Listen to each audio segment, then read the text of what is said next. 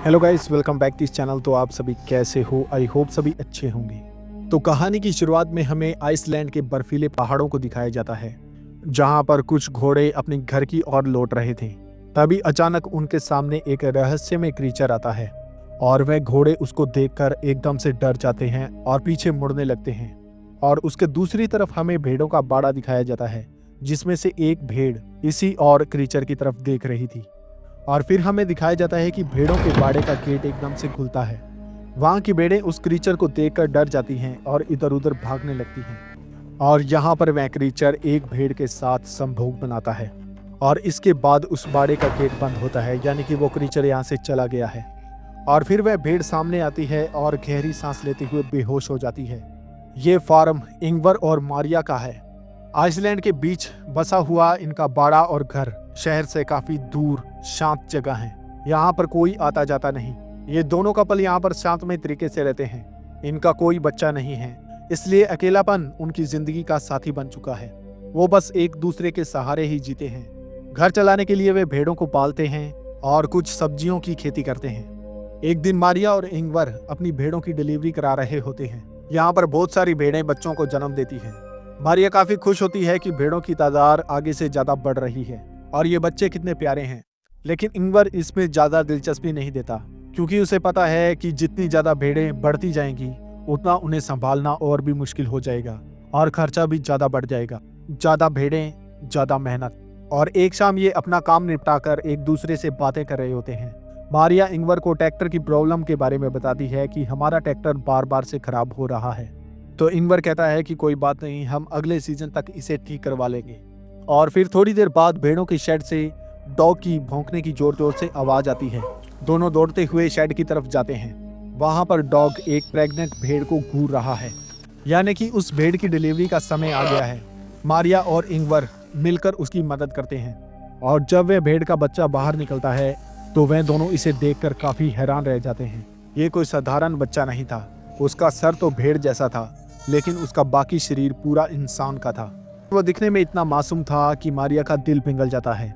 वो उस बच्चे को घर ले आते हैं और दोनों मिलकर उसकी देखभाल करते हैं। क्योंकि इन दोनों का कोई बच्चा नहीं है, इसलिए वह उस बच्चे को अपने बच्चे की तरह मान लेते हैं और उस पे प्यार बरसाते हैं, उसे गोद में खिलाते हैं और उसका नाम रखते हैं एडा। यहाँ तक कि इंगवर इसके लिए अलग से बेड बनाता है, जो कि अपने ही बेडरूम के अंदर रखता है, ताकि एडा हमेशा उनके साथ रहे।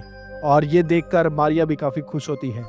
लेकिन दूसरी तरफ वो भेड़ जो एडा की असल माँ है, वह अपने बच्चे को तलाश करती है और बाड़े में जोर जोर से टक्कर मारती है।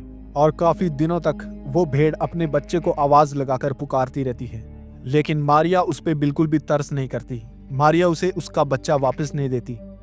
इंगवर देखता है कि मारिया एडा को गोद में लेकर दूध पिलाती है, जैसे वह उसकी असल माँ हो। और ये सब देखकर इंगवर काफी इमोशनल हो जाता है। उसकी आंखों में आंसू झलकते हैं। एक बात तो है कि एडा के आने से इनकी जिंदगी में खुशियां लौट आई हैं। उनका अकेलापन दूर हो गया है। इंगवर मारिया के लिए काफी खुश है, क्योंकि मानो उसे जिंदगी जीने का एक दूसरा मौका मिल गया हो। और एक दिन इंगवर का ट्रैक्टर अचानक खराब हो जाता है और वह उसे ठीक करने की कोशिश कर रहा होता है। तभी उनका डॉग खेत की तरफ इशारा करते हुए उन्हें कुछ दिखाने की कोशिश करता है और जोर जोर से भौंकता है। लेकिन इंगवर कुछ समझ नहीं पाता और वो इसे इग्नोर कर देता है।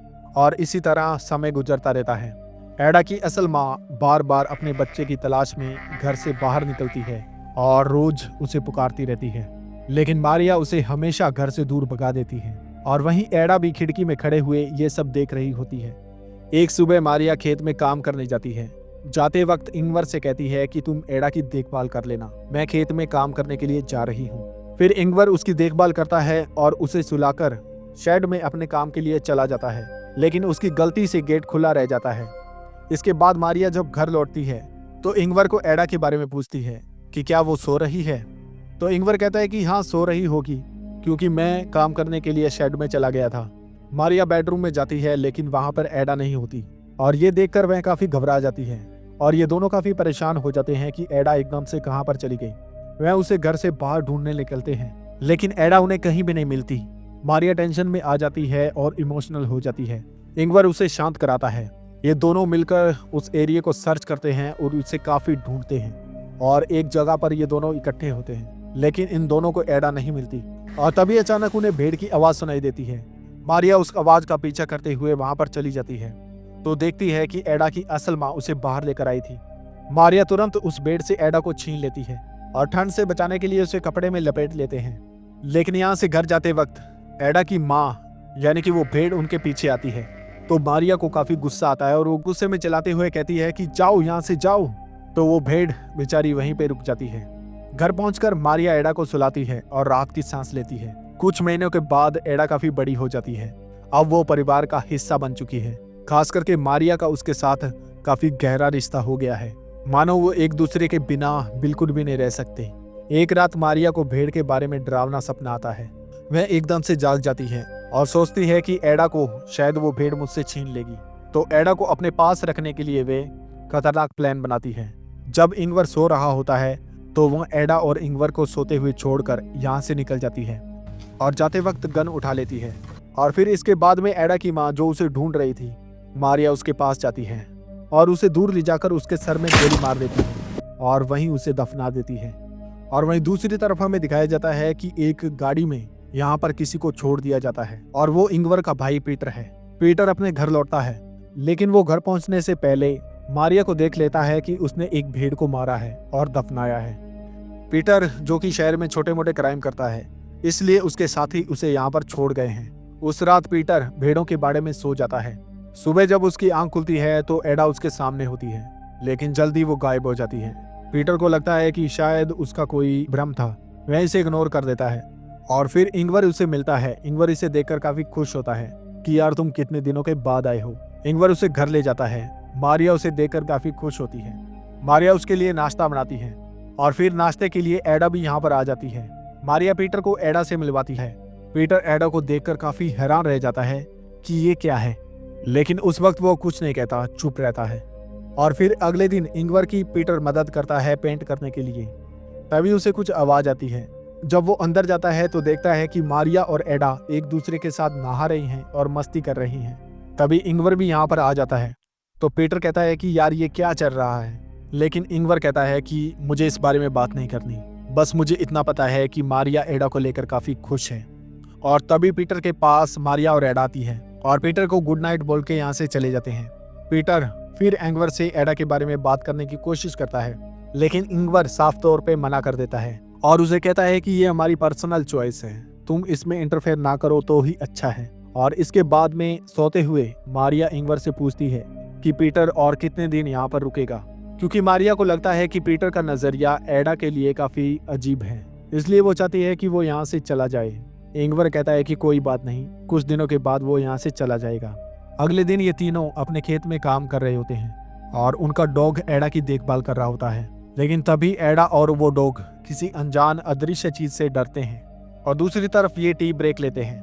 तभी पीटर मारिया के साथ फ्लर्ट करता है, लेकिन मारिया उसे इग्नोर कर देती है। पीटर कहता है कि तुम जिसे इंसान समझ रही हो, दरअसल वो एक जानवर है, तुम्हें उसके साथ इतना लगाव नहीं रखना चाहिए। लेकिन मारिया उसकी बात पर ध्यान नहीं देती। अगले दिन इंगवर पीटर को उठाता है कि यार तुम मेरी थोड़ी सी मदद करो, मुझे शेड की सफाई करनी है। सफाई करते हुए पीटर को अपना पुराना ड्रम मिलता है और वह उसे बजाने लगता है और उस ड्रम की आवाज को सुनकर एडा भी थिरकने लगती है। शायद उसे म्यूजिक बहुत ज्यादा पसंद है, लेकिन पीटर को यह सब पसंद नहीं आता। वो बाहर जाकर बैठ जाता है और उसके बाद में एडा उसके पास आती है तो वह एडा को जबरदस्ती घास खिलाने लगता है और उसे कहता है कि मेरी प्यारी छोटी भेड़ इधर आओ। तो एडा घास खाने लगती है, लेकिन जब इंगवर ये देखता है तो उसे काफी गुस्सा आता है। वो कहता है कि ये पालतू नहीं है, लेकिन पीटर उसे कहता है कि ये कोई इंसान नहीं, ये जानवर है, आखिर तुम दोनों को हो क्या गया है। लेकिन इंगवर उसे फिर से इग्नोर कर देता है। अगले दिन पीटर मारिया और इंगवर के रूम में जाता है और उन्हें बिना बताए एडा को यहाँ से ले जाता है। जाते हुए यहाँ से गन उठा लेता है, शायद वो एडा को मारना चाहता था। वो एडा को घर से दूर ले जाता है और उसे शूट करने ही वाला था, लेकिन तभी उसका मासूम चेहरा देखकर वह एकदम से रुक जाता है। शायद उसका भी मन पिघल जाता है। वह उस मासूम चेहरे को देखकर अपना मन बदल लेता है। और दूसरी तरफ जब मारिया उठती है तो वह एडा को ना देखकर काफी परेशान हो जाती है और घर में इधर उधर ढूंढने लगती है। तभी वह जब पीटर के रूम में जाती है तो देखती है कि पीटर ने उसे गोद में सुला रखा है। मारिया को लगता है कि शायद पीटर का नजरिया उसके लिए चेंज हो गया है, उसने उसे अपना लिया है। और इसके बाद हम देखते हैं कि मारिया किसी की कब्र पर बैठी है। यहाँ से जाते वक्त हमें पता चलता है कि ये कब्र मारिया की असल बेटी की है, जिसकी किसी कारणवश मृत्यु हो गई थी। तभी हमें पता चलता है कि मारिया और इंगवर एडा को इतना क्यों चाहते हैं, क्योंकि वो दोनों अपनी बेटी की डेथ के बाद काफी अकेले पड़ गए थे और शायद एडा ने उनका खालीपन भर दिया। और यही कारण था कि उन्होंने इस बच्चे का नाम एडा रखा था। वह उसे अपनी बेटी की तरह पालते हैं। इंगवर एडा को कहानी भी सुनाता है और उसी वक्त उसे अपनी बेटी की भी याद आती है। वो काफी इमोशनल हो जाता है। तभी मारिया यहाँ पर आती है और उसे शांत कराती है। और शायद असल में वह अपनी बेटी की मौत का जिम्मेदार खुद को मानते थे, जिससे उनके बीच थोड़ी दूरियां भी थी। लेकिन एडा के आने के बाद में उनकी दूरियां खत्म हो गई और अब पीटर भी एडा को काफी पसंद करने लगा था। वह उसे काम के वक्त अक्सर अपने साथ रखने लगा। इंगवर और मारिया ये देखकर काफी खुश हो गए कि पीटर ने भी उसे दिल से अपना लिया है और अब उनका परिवार पूरा हो गया है। एक दिन पीटर एडा को मछली पकड़ने के लिए ले जाता है और उसे अपने और इंगवर के बचपन के बारे में बात करता है। और घर लौटते हुए उनका ट्रैक्टर अचानक से खराब हो जाता है। पीटर उसे ठीक करने की कोशिश करता है, लेकिन उसके समझ से परे था, इसलिए वे ट्रैक्टर को वहीं पे छोड़ के यहाँ से चले जाते हैं। और तभी हमको ये भी एहसास होता है कि यहाँ पर जानवर बार बार किसी चीज को देख रहे हैं, यानी कि वो क्रीचर भी यहाँ पर बार बार आता है, लेकिन इनकी नजरों से ओझल रहता है। सिर्फ जानवरों को ही उसके आने का एहसास होता है। इसके बाद में डिनर के टाइम वे टीवी देख रहे होते हैं और उनकी टीम बुरी तरह से हार रही होती है। तभी उनका मूड खराब हो जाता है। मारिया सबका मूड ठीक करने के लिए पीटर का पुराना म्यूजिक वीडियो चलाती है और जिससे ये सब चिल करने लगते हैं। तभी एडा इन्हें बिना बताए बाहर चली जाती है और बाहर हम देखते हैं कि वह कुत्ता जोर से भौंक रहा है और एडा भी किसी को देखकर काफी डर जाती है। अगर हम गौर से देखें तो एडा की आंखों में वो क्रीचर साफ दिखाई दे रहा था, जो शुरुआत में भेड़ों के बाड़े में आया था। एडा डर के यहाँ से भाग जाती है और शेड में जाकर खुद को शीशे में देखती है तो उसे अपने जीवन की असल सच्चाई पता लगती है कि मैं इनकी तरह नहीं हूँ। उसके मन में अजीब सवाल पैदा हो जाता है कि मैं आखिरकार कौन हूँ। और दूसरी तरफ इंगवर ने काफी ड्रिंक कर ली थी और वो नशे की हालत में गिर गया। पीटर उसे बेडरूम में सुलाकर मारिया के पास चला जाता है और मारिया के साथ संभोग करने की कोशिश करता है। उसे टच करके फ्लर्ट करता है, लेकिन मारिया उसे रोक देती है और कहती है कि ऐसा सोचना भी मत। लेकिन पीटर उसे ब्लैकमेल करते हुए कहता है कि मुझे पता है कि तुमने एडा की असली माँ को मारा है और ये बात मैं एडा को बता दूंगा। जब ये बात एडा को पता लगेगी तो वो तुमसे और इंगवर से दूर चली जाएगी। तो मजबूरी में मारिया मान जाती है और पीटर को दूसरी तरफ बुलाती है। लेकिन जब वो उसे किस करने लगता है तो मारिया बड़ी चालाकी से उसे कमरे में बंद कर देती है। पीटर काफी चिल्लाता है कि गेट खोलो, लेकिन मारिया उसे इग्नोर करते हुए पियानो बजाने लगती है। अगली सुबह मारिया पीटर के पास जाती है और उसे कहती है कि बस बहुत हो गया, अब तुम इस घर से जाओ। तो पीटर भी अपने भाई की तरफ सोचते हुए यहाँ से जाने के लिए रेडी हो जाता है। मारिया उसे अपनी गाड़ी से बस स्टॉप छोड़ने के लिए जाती है और जाते वक्त उसे कुछ पैसे भी देती है और शायद मारिया भी उसे समझती है तो वह उसे गले लगाकर विदा करती है।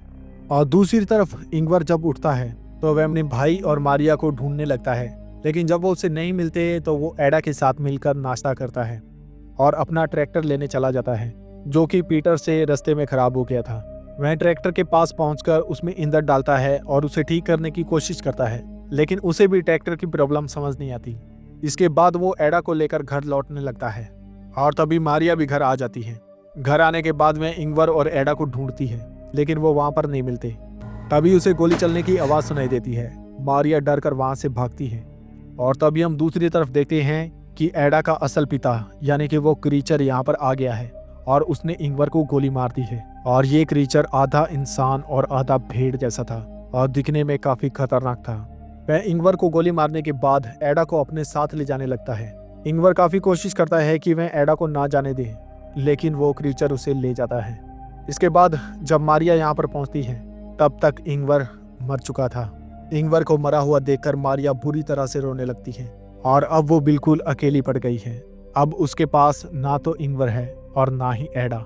ये कहानी यहीं समाप्त होते हुए सबको इमोशनल कर देती है और ये भी लगता है कि शायद मारिया ने एडा की माँ को मारकर गलती की थी, क्योंकि उसने एक माँ से बच्चा छीना था। और शायद उस क्रीचर ने भी यही किया है कि जैसे मारिया ने उसकी माँ को मारा था, उसी तरह क्रीचर ने भी उसके चाहने वाले को मार दिया। इस कहानी में शायद एक माँ दूसरी माँ को बिल्कुल नहीं समझ पाई।